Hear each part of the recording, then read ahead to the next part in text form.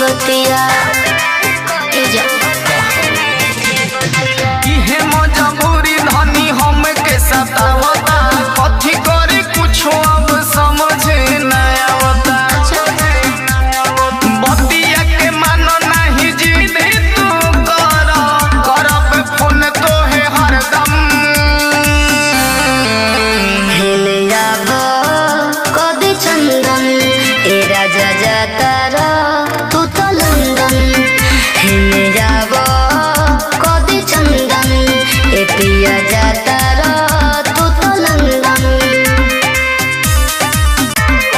जातारा तो जाए पिया ठीक से कमाई हो कौनो सबत से न नजर लड़ाई हो अपन ख्याल रखिए